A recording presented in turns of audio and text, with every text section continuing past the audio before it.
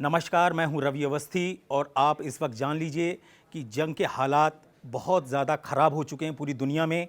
आप इसी तरीके से समझ सकते हैं कि अमेरिका, ईरान, इज़राइल और रशिया एक ऐसे युद्ध में फंसने जा रहे हैं जिसकी कल्पना शायद दुनिया ने नहीं की थी। सबसे इम्पॉर्टेंट तो ये है कि मैं आपको 3 चीज़ें अच्छे से समझा दूं कि आखिर ऐसी क्या वजह है कि जो मुझे 4 देशों के नाम लेने पड़े हैं। सबसे इम्पॉर्टेंट ये है कि इज़राइल जो बेताब था कई महीनों से कि वो ईरान के परमाणु ठिकानों पे हमला करे, उसके 8 शहरों पे हमला करे और उसको तबाह करे, वो उसका मिशन पूरा होने जा रहा है। क्योंकि इसके पीछे की सबसे बड़ी जो वजह आ रही है सामने, वो ये आ रही है कि अमेरिका और ईरान की जो परमाणु डील पे वार्ता चल रही थी 5वें दौर की, वो भी खटाई में पड़ती नजर आ रही है। इस वक्त मैं आपको बता दूं कि इटली की राजधानी रोम में ईरान के और अमेरिका के जो प्रतिनिधि हैं वो आपस में बात करने को तैयार हैं कि परमाणु डील कैसे होगी। लेकिन उससे पहले ही ईरान के विदेश मंत्री अब्बास अगारची ने साफ बोल दिया है कि अगर अमेरिका सोचता है कि ईरान अपने परमाणु संवर्धन को रोक देगा या अपने परमाणु मिशन को रोक देगा तो ये उसकी बहुत बड़ी गलतफहमी है। और साथ ही अली खामनेई जो सुप्रीम लीडर हैं ईरान के, उन्होंने इजराइल से दो टूक कहा है कि भूल के भी इजराइल ईरान को टारगेट ना करे, उस पर मिसाइल अटैक ना करे। अगर इस बार इजराइल ने मिसाइल अटैक ईरान के ऊपर किया तो ये मान लीजिए कि ईरान 1 लाख मिसाइलों को ऐसे बारिश करेगा इजराइल के ऊपर कि दुनिया के नक्शे से इजराइल का वजूद ही ख़त्म हो जाएगा, वो मिट जाएगा। ये बहुत ही गंभीर और खूनी चेतावनी ईरान की तरफ से दी गई है, जिसको लेकर ट्रंप सरकार तक बौखला गई है। दिक्कत ये है कि पिछले 24 से 26 घंटे के अंदर जो नई चीज़ें सामने आई हैं वो इतनी गंभीर और ख़तरनाक हो गई हैं जिसको जानना आपके लिए बहुत ज़रूरी है। क्योंकि इसमें इस पूरे मिडिल ईस्ट में अब रशिया की डायरेक्ट एंट्री हो रही है। रशिया ने बिल्कुल खुलकर बोला है कि अगर ईरान को परमाणु मिशन के आधार पर टारगेट किया गया तो रूस चुपचाप तमाशा बैठकर नहीं देखेगा। क्योंकि आप सभी लोग जानते हैं कि रशिया की मदद ईरान ने जिस तरीके से अपने वजूद को खतरे में डाल के की है, उसका एहसान पुतिन किसी भी कीमत पर नहीं भूलने वाले हैं। यही वजह है कि रशिया की तरफ से एकदम सख्त चेतावनी आई है कि याद रखना, अगर ईरान के ऊपर हमला हुआ तो रशिया ईरान की तरफ से जंग के मैदान में आएगा। अब ऐसी स्थिति में सवाल यह उठता है कि जो परमाणु डील की बात रोम में चल रही है या हो चुकी है, उसका रिजल्ट अभी तक सामने क्यों नहीं आया है? क्योंकि अब्बास अगारची जो विदेश मंत्री हैं ईरान के, उन्होंने दो टूक कह दिया है कि हमारा कोई भी समझौता उस बिना पे नहीं होगा जिसमें यह बोला जाए कि ईरान अपना परमाणु यूरेनियम का संवर्धन ना करे। यूरेनियम का संवर्धन करेगा और ईरान अपने परमाणु मिशन को चलाएगा। अब दिक्कत यह है कि इजराइल ने साफ बोला है कि अगर ये डील नहीं होती है तो मुझे एक बड़ा अटैक करना होगा। और इसीलिए इजराइल ने पिछले सिर्फ 24 से 26 घंटे के अंदर ऐसे भयानक हमले चालू किए हैं जिसका आप अंदाज़ा लगाना बड़ा मुश्किल है। इजराइल ने इस वक्त यमन में बहुत ज़्यादा तेज हमले कर रहे हैं। सबसे तगड़े जो हमले हुए हैं वो दक्षिणी लेबनान के बेरूत में हुए हैं। लगभग 8 ठिकानों पर, हिजबुल्लाह के 8 ठिकानों पर इजराइल के फाइटर जेट्स ने मिसाइल और बमों से हमले किए हैं।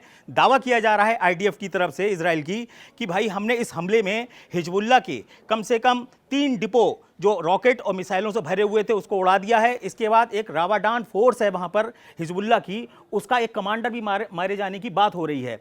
अब सवाल उठता है कि अचानक ईरान पर हमला करने वाला इजराइल यमन में और लेबनान में और गाजा में हमले तेज क्यों कर रहा है? एक खुफिया रिपोर्ट जो बिन शेद की तरफ से आई है इजराइल के पास, उसका साफ कहना है कि जैसे ही ईरान के ऊपर इजराइल हमला करेगा वैसे ही हिजबुल्लाह, यमन के हूती विद्रोही और इसके अलावा जो हमास का सेकंड कहते हैं लीडरशिप जो बची हुई है गाजा के अंदर, वो इजराइल पे 3 तरफ से अटैक करेंगे। यानी कि 3 मोर्चे खोल दिए जाएंगे अगर इजराइल ईरान पर सीधा बड़ा मिसाइल हमला करता है। अब ऐसी स्थिति में इजराइल ने क्या किया है कि उस पर ईरान पर अटैक करने से पहले लेबनान में भयंकर अटैक शुरू कर दिए हैं ताकि जो उनकी ताकत है, मिसाइलों की या रॉकेटों की ताकत है, उसको ख़त्म किया जा सके। ऐसा ना हो कि इजराइल वहाँ पे 2200 किलोमीटर दूर ईरान में जाके हमले कर रहा हो और इधर पता चला कि उसके क्या कहते हैं राजधानी से लेके उसके बंदरगाह को जो हूती और यमन के लड़ाके हैं वो उड़ा दें। इसीलिए कई चीज़ें सामने आई हैं। यमन के हूती विद्रोहियों ने बोला है कि हम लोग इजराइल का वही हाल करेंगे जो हमने हाइफा में किया है। हाइफा बंदरगाह और बेन गुरियन हवाई अड्डा, ये 2 ऐसे इजराइल में ठिकाने हैं जहां पर हूती ने अच्छे से अटैक किया है और उसको काफ़ी हद तक कहते हैं ना परेशान किया है वहाँ पर, और उस अटैक को भले ही रोका हो, लेकिन ये सच्चाई है कि इजराइल की जो इन बंदरगाह और इन हवाई अड्डों पे जो गतिविधियाँ थीं वो कंट्रोल्ड हो गई हैं। इराट बंदरगाह जो था इजराइल का, उसको हूती ने इसी तरीके से इस हालत में पहुंचा दिया कि वो नॉन ऑपरेशनल हो गया। वहाँ से बहुत सारी चीज़ें जो हैं वो अब नहीं हो रही हैं। हम आपको ये बताना चाह रहे हैं कि इस वक्त जो स्थिति है वो ऐसे हो गई है ईरान के लिए, या तो मैं मरूंगा या फिर आपको मार दूंगा। ईरान का जो एकदम क्लियर कट जो विज़न आया है और जो उसका संदेश आया है वो इजराइल को भी चेतावनी दे रहा है और अमेरिका को भी चेतावनी दे रहा है। अभी तक मैंने आपको पिछले 24-26 घंटे पहले बताया था कि नेतन्याहू के बीच में, नेतन्याहू और ट्रंप के बीच में कोई कहते हैं ना बातचीत नहीं हो रही है। और इसकी पुष्टि किसने की थी? इसकी पुष्टि की थी अमेरिका के उपराष्ट्रपति जो पूर्व थे माइक पेंस ने, जो 2017 से 2021 तक वहाँ उपराष्ट्रपति रहे अमेरिका के। तो उन्होंने ये पुष्टि की थी माइक पेंस ने कि ट्रंप की और नेतन्याहू की बिल्कुल बातचीत बंद है। लेकिन लोग बता रहे हैं ये एक बहुत बड़ा ड्रामा था, क्योंकि इसी की आड़ में इजराइल बहुत अच्छी तैयारियां कर रहा था। और उस बातचीत ना करने के पीछे का एक बहुत बड़ा कारण ये था कि ट्रंप खाड़ी के देशों में, अरब के देशों में 4 दिन के दौरे पे निकले थे। 4 दिन के दौरे पे जब वो निकले तो वो इजराइल नहीं गए। पूरे वर्ल्ड में ये संदेश गया कि अमेरिका और इजराइल के संबंध खराब हो गए हैं और नेतन्याहू और ट्रंप की बातचीत बंद हो चुकी है। अब क्या है, अरब जो है वो ट्रंप के फेवर में जा रहा है और इजराइल अब अकेला पड़ गया है। कल ही नेतन्याहू ने क्या बोला कि दुनिया में इजराइल अकेला पड़ गया है, वो अपनी लड़ाई खुद लड़ेगा। और इस बार इस दावे को मुझे 18 घंटे भी नहीं हुए और सुबह होते ही लेबनान पर इजराइल के अटैक शुरू हो गए, यमन में अटैक शुरू हो गए और गाजा में तो अंधाधुंध अटैक शुरू हो गए, जबकि पूरी दुनिया इस समय इजराइल के ऊपर टूट पड़ी है। ब्रिटेन ने क्या बोला है कि हम सारे संबंध आपसे ख़त्म कर देंगे व्यापारिक। बाकी जर्मनी, फ्रांस ने क्या बोला है कि इजराइल आप गाजा के अंदर राहत सामग्री को बड़े पैमाने पे जाने दीजिए, वहाँ भूखमरी जैसे हालात हो गए हैं। नेतन्याहू बोल रहे हैं कि हमें पता है कि कितनी भूखमरी वहाँ है, कितना नहीं है, हम अपनी सुरक्षा को दांव में रखकर अब गाजा में कोई भी ऐसा राहत नहीं देंगे जिससे हमास को फिर से सिर उठाने का मौका मिले। अब आती है खबर कि ये जो परमाणु जंग की बातें हो रही हैं, ये कैसे कह रहा है कि हम तबाह कर देंगे। देखिए, एक परमाणु डील और कहते हैं ना परमाणु क्षेत्र के एक विशेषज्ञ हैं डेविड अल्ब्राइट। डेविड अल्ब्राइट ने 6 महीने पहले ही बोल दिया था और दुनिया को चेतावनी दी थी, अमेरिका को और इजराइल को चेतावनी दी थी कि आप लोग कह रहे हो कि हम उसका जो यूरेनियम संवर्धन है उसको कंट्रोल करेंगे, लेकिन हकीकत में जो ईरान है वो 5 परमाणु बम बनाने लायक यूरेनियम का संवर्धन कर चुका है। वो हर महीने 5 परमाणु बम बना सकता है। आप लोग कौन सी दुनिया में जी रहे हो? ईरान बहुत आगे निकल गया है।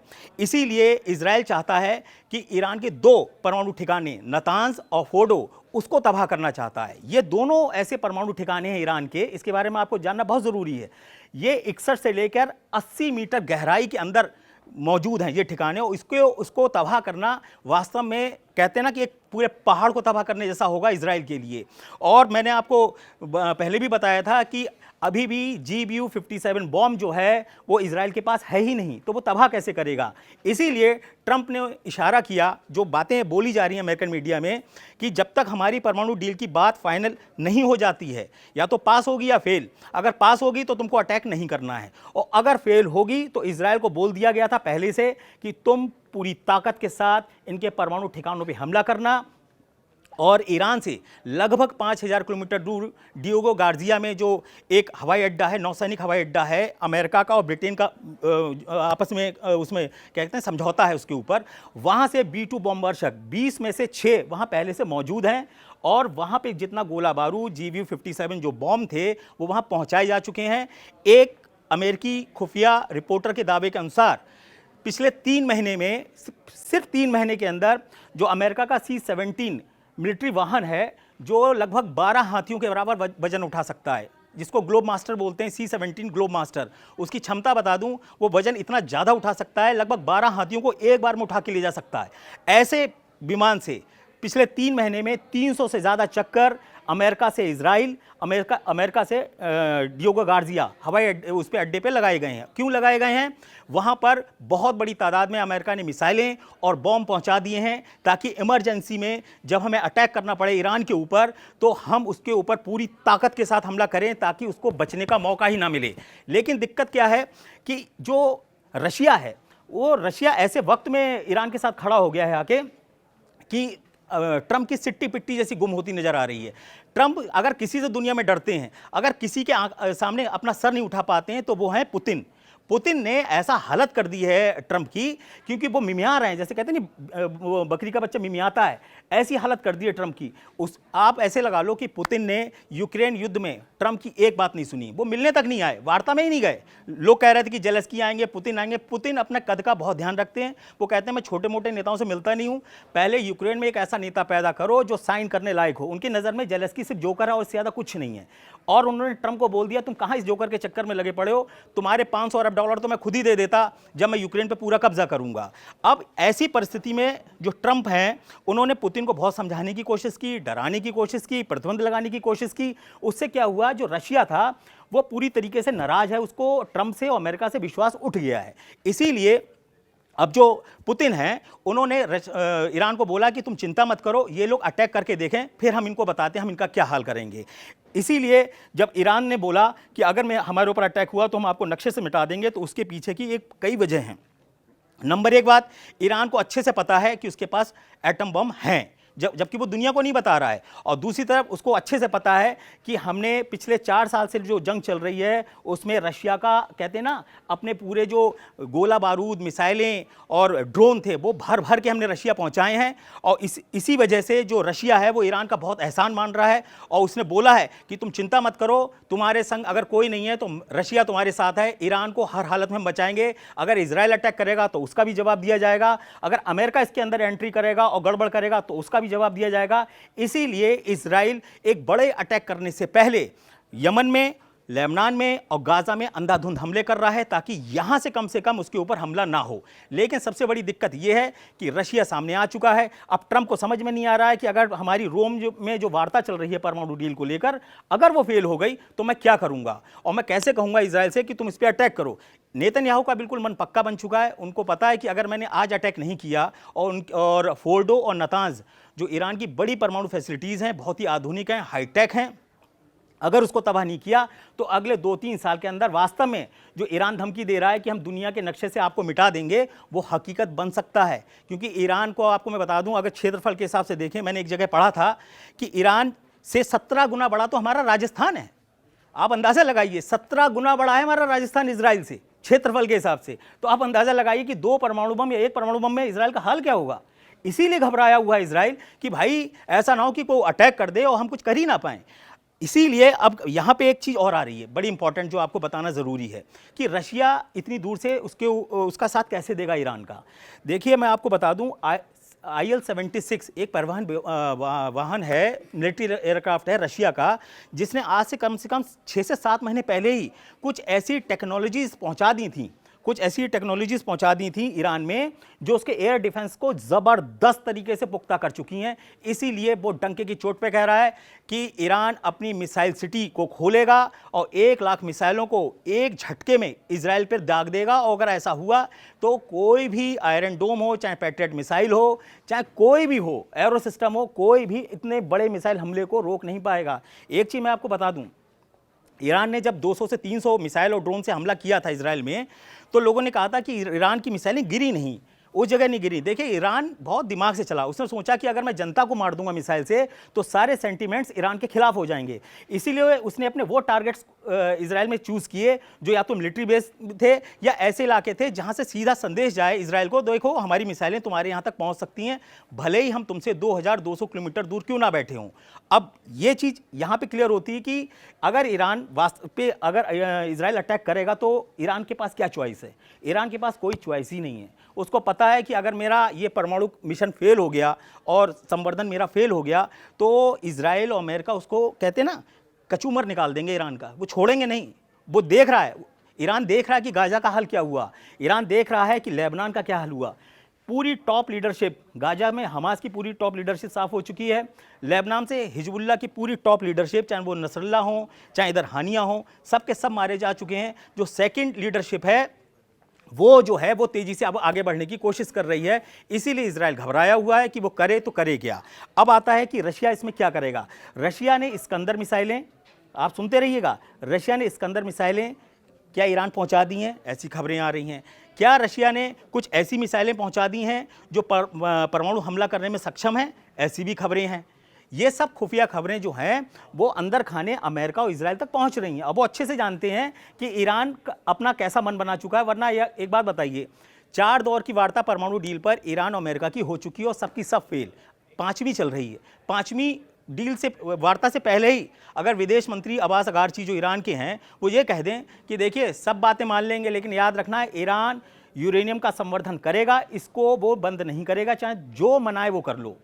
अभी की स्थिति ये है कि 60% यूरेनियम जो है वो ईरान ने संवर्धन कर लिया है।